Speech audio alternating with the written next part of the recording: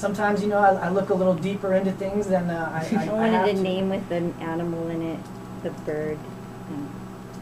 I wanted to just make it a little different. So Erica, how come you got to pick the name of the band?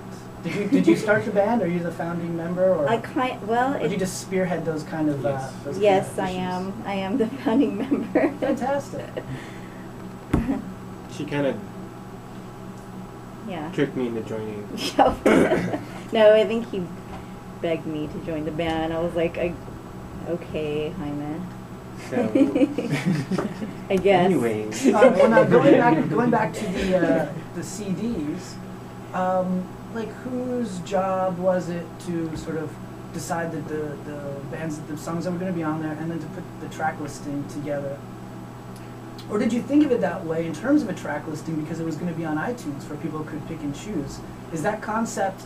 Let's talk about that. That concept of, you know, the old idea that, you know, a band, an artist would sit down and record a sequence of songs, and would literally, I mean, in the 70s it was very common for artists to sequence their songs not just by the emotional up and down of the songs, but by key. Now that whole kind of concept, although it's beautiful, and I'm sure a lot of artists still do that, I mean, it's kind of antiquated now because with iTunes people just choose track 7, track 8. I just put it in alphabetical order. No, I'm kidding. No. When we got all the tracks for the first compilation, I listened to them, and I just put a track order which I felt worked. You know, because like you said, like me being in a band, the track order on our CD is pretty important because you don't want it to be all, you know, fast, and then the slow song at the end. You want to, you know, tell a story. So that's what I felt we were doing when I put that together. Okay. And then going on to CD2, who sort of was in charge of that one? The process had kind of started loosely in January, and then when this was last year, 2009. Yeah. And when it came time to setting up the track listing, Brian Hamilton and Nathaniel Hughes, local musicians, not really involved in any particular bands, but Brian Hamilton is in Gunshot Hopes, and Nathaniel Hughes, who has relocated, was in a band called Solaroid, and they both put the track listing together, and through the same idea, they wanted to get that flow, the energy, and yeah. So now, are there any physical copies available at this time, or is it still just all iTunes? The second compilation is available, and if you go talk to the people at Hog Wild, they'll help you find it.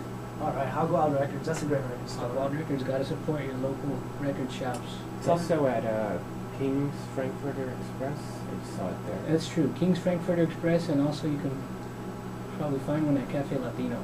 Cafe Latino, that's right, yeah. That's an interesting little venue. I stopped by there the other night because, of course, we had Girl in the Coma here, and Jen Alva is a bass player for Girl in the Coma, is also a painter. And her artwork is up at Cafe Latino if you want to go check that out. I don't know if she said she was going to take it down, but hopefully we convinced her to leave it up a little bit longer so that some folks can check it out. Is it still up there, George? It's still up there. Great. And so do you guys have, I'm kind of curious about the Cafe Latino. Is there a set hours yet? Or do you guys have a set schedule yet? Or is that still kind of being sorted out? There's intentional hours to be open after 6 p.m. Tuesday through Sunday. And I'm pretty sure, you know, as time goes on, it'll just broaden. The hours will grow. And what kind of stuff's going on over there these days? What are you guys looking to do at Cafe Latino?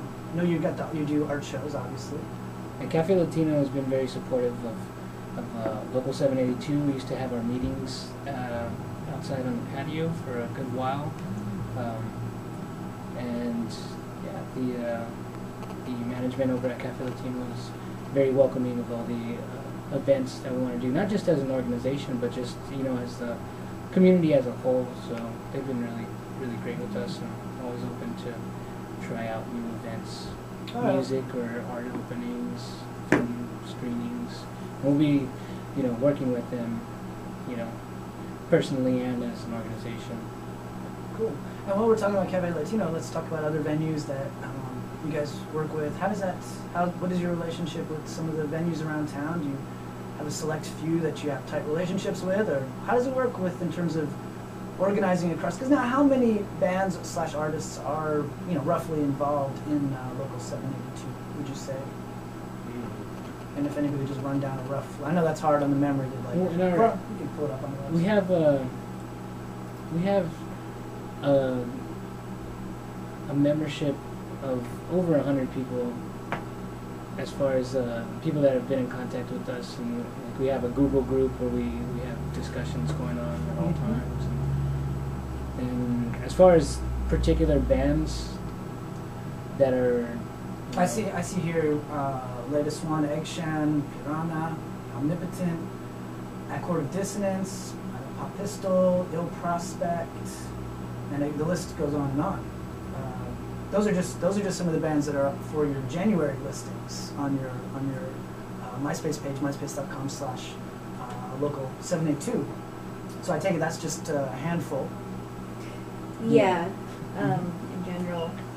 Okay. Kind of.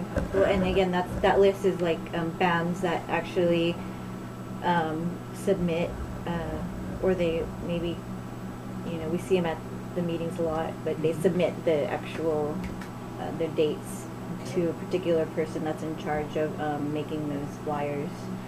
And I mean, are you guys sort of committed to any kind of genre? Are you open to having bands across, or artists? Could you be a country singer, or could you be a DJ, or a rapper, or a metalhead?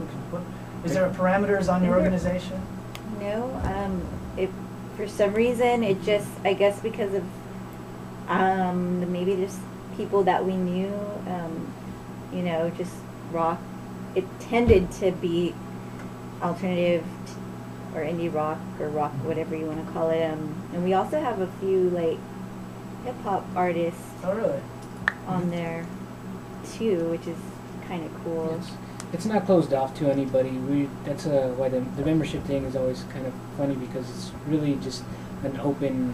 It's like anything that Local 782 is doing has always been pretty open to anybody that wanted to come and check it out. The bands that we have on our MySpace page are just the bands that have been involved, either with the compilations or just like Erica said, by submitting their shows.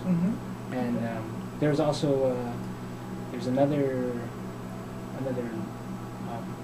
Local 782 like calendar inside the latest issue of Backbeat that has even more bands on it. So it's, you know, it's open, and there's no genre specific mold. There's a bunch of everything. I mean, you even listen to the compilations, you'll go from what you call indie, metal, prog rock, there's been some trance, rock in Espanol. I mean, it's all over the place. I don't think we've ever thought of just being a specific genre, as opposed to being musicians that come together. Okay, and if someone else, Juan's handing me yeah, that's what Juan, you read my mind. That was like my next sort of line of questioning here. Is it, yeah, I mean, what does an artist or a band have to do to sort of participate and become part of the organization? Is there a go-to person, or what is say if some band is listening right now and they think, you know what, we could use that support? What do they do? Go to a meeting. I mean, I think that's the best way personally, because then you get to meet like a lot of musicians in your music scene, you know, and that's what I think it's all about. Is like, I don't know. I mean, for me anyway, I like to go out and face to face. Like, I love to I don't know, meet, you know, people that do what I do. Sure. So and people are just welcome to come to a meeting, just to show up. Oh yeah. Or just hit you guys up on the MySpace. Is that your primary contact right now? Is the MySpace page? We have lots of different means of contact, but the MySpace is, you know, like we were talking about earlier, it's pretty popular. It just centralizes everything.